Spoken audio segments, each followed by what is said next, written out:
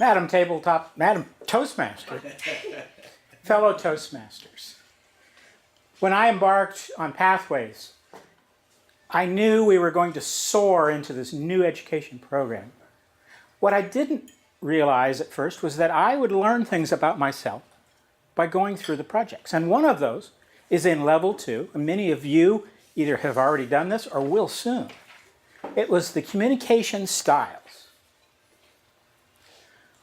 What you do is you take a short survey, it's 20 or 25 questions, to find out how you interact with people, with your teams, at work, in groups. You assess the 4 styles and you get a score. Now, I was not surprised when my score came up highest in the analytical style. I expected that. I'm an engineer. I've been an analytical communicator all my life. And I was paid well to be that kind of communicator. So what kind of communicator is an analytical? Well, there's the good, there's the bad, and then there's the ugly. The good aspects, things that you would expect from an engineer: precision, exactness, being logical, systematic. Those describe what I did on a daily basis. Being organized, self-reliant. Now, in Toastmasters, we do a lot of things with teams and groups, but I am happiest when I'm by myself solving a problem. And I'm confident in my abilities to do that. Purposeful and even diplomatic is one of the characteristics. And I like to think of myself as being diplomatic. Some of you may disagree. That was the good. What about the bad? Now, these aren't bad in an evil sense. They're just unfortunate things that can sometimes stymie a team dynamic. I ask a lot of questions because I need more data. If I'm being asked to make a decision, I need facts and figures. I need more data. And I need so much data that sometimes I'm slow and cautious to make a decision. And yes, sometimes you could be called a perfectionist, never satisfied. And it's this last one, being a perfectionist, that I will talk about more in depth. That's the good and the bad. What about the ugly? Well, this has nothing to do with communication styles, but I hope you'll agree with me. It's ugly. If you are on a team or in a group or in an association and you have to communicate with someone like me, an analytical communicator, here's some hints. Give us facts and figures.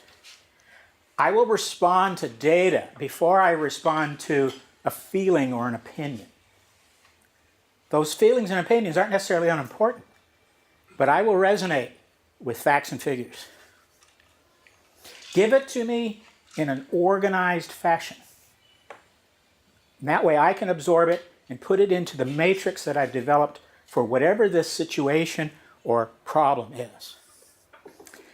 If you're talking to me about a situation, be prepared to answer questions, because I will have a lot of questions, because I want to get under the surface and get to the details.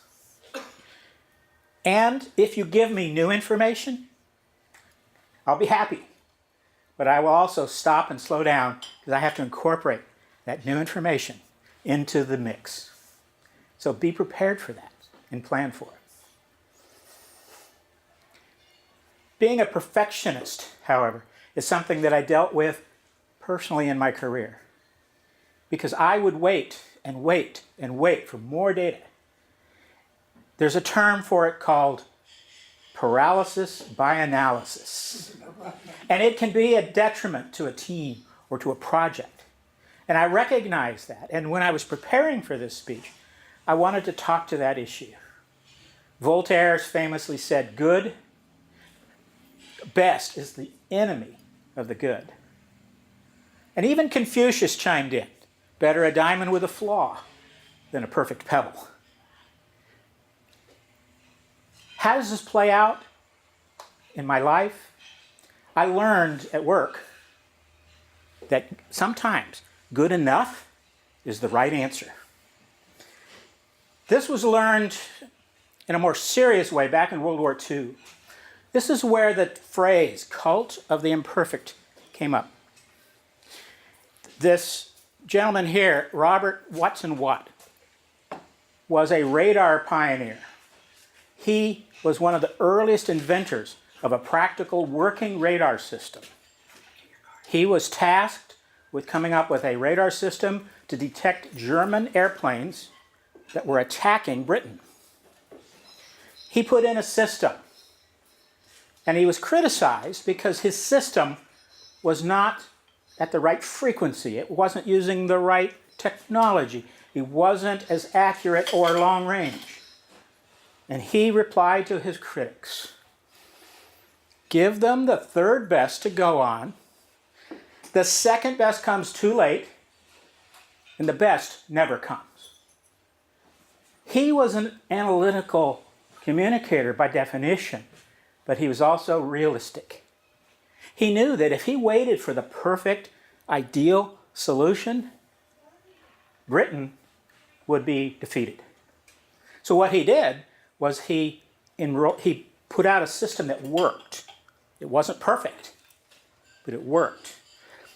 And many historians will tell you that the chain home radar system that he established saved Britain during the air war with the Luftwaffe. So now I'm going to ask you to join me in the cult of the imperfect. How many of you are perfect? Howard is close, I know. He was thinking about it. We all are imperfect. Sometimes, though, we get hung up on that, and we try to be perfect. And I have vowed now to be part of the cult of the imperfect. I even have a t-shirt. We got the imperfect circle and the logo. The sharp-eyed among you will notice that I've misspelled the logo. But hey, nobody's perfect. Madam Toastmaster.